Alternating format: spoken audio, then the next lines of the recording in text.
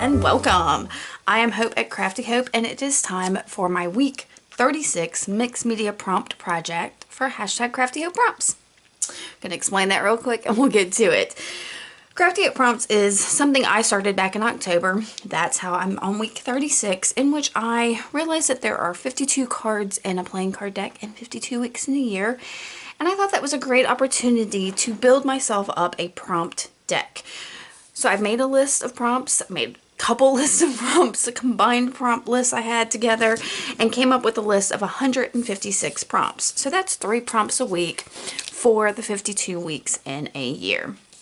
I do have some more prompts and like the Joker cards from my deck, and I might do something here at the end, like some bonus cards, but we'll see.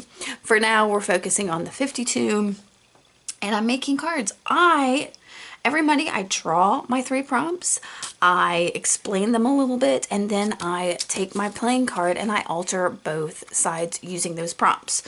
One side is my decorative side that has those prompts, and the other side is my functional side, the side I'll actually be using in the future that has those prompt words on it. Now, it is going to be a prompt deck, so hopefully in the future I'll be able to draw 1 card or 3 cards or whatever. I kind of don't want to use these same 3 prompts again over and over again, so I'm hoping to maybe draw 3 cards and mix and mingle those prompts. We'll see. You know, I could use those again or pull a couple and decide which couple prompts that I think are my favorite that I want to work with. It's just to get inspired later. But to go ahead and use those 3 prompts again, in addition to my card I'm making on Monday, I'm doing another project on Saturday once these prompts together have mingled a little bit. So that is, this video is my Saturday project prompt, and I've done all kinds of different things for my project. I've worked in art journals and done tags, and I did a canvas last week, and what else? I've made a little house, I've made bookmarks, I've done all kinds of fun things. This week I'm going to keep it simple, and I'm going to work in my little junk journal, y'all. This thing, look at it. I call it little, but it is smacked out, and this is, I'm almost done, so I'm going to go ahead and try to do a spread in here. This side is a eco print, and I don't like covering these up, so I'm going to try to figure out how I want to work with that. We'll see. And this side is, yeah, rust dyed, so that kind of, I've got the rust fabric here and I've got rusty paper, so whatever. Okay, so let's talk about what my prompts are this week. This card I made on Monday, I'll put a link to it up here if you want to go check that out. And my prompts are rust fabric, black paint, and border. So for rust fabric, I had a whole pile of scraps that I showed you on Monday, but I found more scraps this week when I was getting some together. So I might use some of these. I still have the little piece left over from this. I have those other scraps. So rust fabric will be used in this somehow. Black paint, all I've pulled out is this one.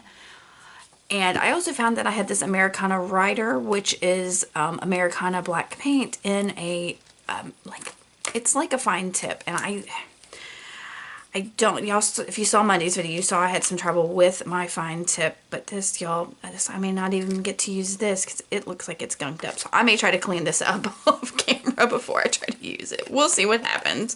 And then border, I don't have anything pulled out for that. I might doodle a border, I might stamp a border, I might find some border rub-ons or stickers or something like that. We'll see what the page looks like once I get toward the spread looks like when I get toward the end of it. So I'm gonna clean this up and get myself situated and get started. There is that spread open, and I'm gonna start pulling in some collage papers. First thing I've got there is some rust dyed paper. Yeah, it's super good and rusty, but I thought that would help because I know I'll be bringing in rust fabric, and that right side of the page is rusty, and so it just felt right to bring a little rust across the page a little bit. And I'm going to use my Oohoo glue stick to put these collage pieces down. I probably should have sped this up a little bit, but I'm not going to completely cover both pages. Like I said, I don't really like covering up all of my what do you call it? Oh my gosh, why can't I get that word? My eco print fabric. In the end, you're not really going to see that it was an eco print, but I know it's there. So I guess that's all that's important. And again, with the right page being rusty, there was no need for me to completely cover it up either. So sometimes I don't do it, but I do want to get some collage down just for a bit of texture to add some interest. There is so much texture on that left page that really it's that right page that needs the texture. So I've got, like I said, that rusty book page, and then there was some dictionary paper, and then this is just some other book page that's kind of aged and old and all of that I will put down. I am running out of glue on my glue stick there. I can't remember if I go get more at some point or not, but it is it's right there at the end of it. These are these smaller regular size glue sticks. For a while I was using the more medium sized ones, which I liked, but I haven't been able to find those, so yeah, I'll have to go look again. That may have come back in stock, but when I went to go order some more, those just weren't available. So I've been using these little ones, which I go through pretty quickly. When you use it as much as I do. Of course, I do use other adhesives, but sometimes when I collage, I really like that textural, I don't know, have my hands on it kind of feel of using the glue stick. Now I wanted to integrate all these little pieces just a little bit. So I'm going to use gesso to do that, and a palette knife. And I am going to lightly scrape this gesso around on the page. And that's just going to give a little more interest to some of those open areas. And I don't know, it feels like it makes it a little more cohesive where, everything gets a little bit of gesso on it, but it's not like completely covering everything. And I was doing everything I can not to put the corner of my journal into that little bit of gesso because I am messy like that. So I decided to go ahead and I didn't want to add a whole lot of color, but I wanted a little bit. So I went and got some sprays. The first thing I put down was a Lindy spray in my Mojito green. And the next one was a Lindy's in Steampunk Sepia. And this one is a Wendy Vecchi Mica spray in Buttercup. And these, really all I wanted was the like mica-ness of it. I wanted a little bit of sparkle and shine in there without being over the top. So that's what I did. It added a little bit of goldness to it and that tiny bit of the Mojito green, which really, you don't really see the green of it. And now I've decided to add and I thought on this for a little bit, y'all, how I wanted to add black paint to this page.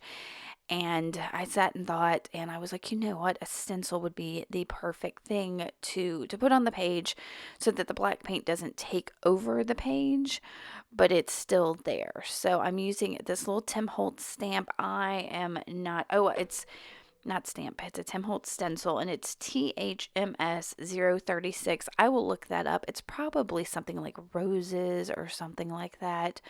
But I think it was in one of the little packs where you get like a couple of mini stencils and a stamp maybe. I don't remember. I think I picked it up at Joann's. I don't remember. But I really like this one. I may have ordered it because I liked it so much. I remember trying to figure out how to get it Anyway, I am just going to use it, and I wanted it to work kind of across the page. So that's what I did. And do I even dry this? I don't think okay, so I put a little more black paint down, and I'm using a fan brush to add a little splatter in the areas specifically that didn't get stenciled, just so that black stretches across the page and it integrates a little bit more. But then I'm going to clean up that black paint off my desk so I don't get it everywhere. All right, now I dry that. And then I'm going to go ahead and come in with my border. I decided to grab a Uniball Signo gold gel pen, and kind of go around the areas where the stenciling is not. So I did one super sketchy line, and I'm coming back with a second sketchy line, kind of letting them loop over each other. And where there's like an opening between the two looping over it, I'm putting just little lines. This is super subtle, not a border like I had on my card at all, but it is a border. I'll add to it in a little bit and make this frame up a little bit more toward the end of this. But for now, I wanted to I wanted to doodle a border, but at the same time, I didn't want it to be I didn't want it to stand out so much and be like super obstinate, because I like the stenciling and I think there's a lot going on there. So I didn't want it to be over the top. Now I did clean up that writer thing and add a little bit of water to it since it was gunked up, and shook it up real good, but y'all, it's still not great. But I thought, okay, I'll just add these two corners that don't have the black paint on them. I'll just add a dot. So I did that. It's not great. I'm gonna have to play with that thing some more. I think I like my other little fine tip writer a bit better. So while that is sitting there drying, I start pulling out some of my rust fabrics, including this bit of lace. And y'all, I really liked this bit of lace. And I will end up using another piece of fabric in addition to the lace, because I didn't know if the lace counted as a fabric or not, even though it's like a big swath of it. So this is a bit of futzing here of me trying to decide how to make it accent. So I knew it wouldn't be the focal. It needed something else. So I pulled out my Tim Holtz paper dolls, and I've got them separated by size. So I've got the littler ones, and because I was using lace, I kind of wanted a girl, and so the second one I tried was this girl, and she's holding flowers, and since I knew I had those flowers going across the page, I was like, okay, she's perfect. We're gonna use her. So as I looked at her, I was like, ooh, I can add a border to her dress. So I took that same gold gel pen and I will go around the outside edge, the border of her dress, and with that gold. And I thought, okay, that's kind of cool. But I could tell that the gold wasn't drying on the paper doll. You see me trying to fan it, but I was like, well, what if I pull that gold into her dress? So I do that with my finger, because like I said, that gel pen just wasn't drying. And yeah, so I pulled that on there, and then I put her on the page on my fabrics and lace, and look at her, and the color of that gold is so close to the rust that I'm just not liking it. I'm like, you know what, she's blending in even more now than she did. So I go and I get a Tombow, what do you call it? It's a marker. It's a brush tip marker, and it's Tombow 296. It's just like a primary green, pretty much. I know it's not a primary color, but a basic green. And I'm doing the same thing, kind of growing around the edges, and then using my finger to kind of rub that color out, because the Tombows, I think, are water based. I'm not sure. Y'all don't quote me on that. But you're able to move them a little bit. So I'm using my finger to just a little bit at a time move that color in there. I'm not sure.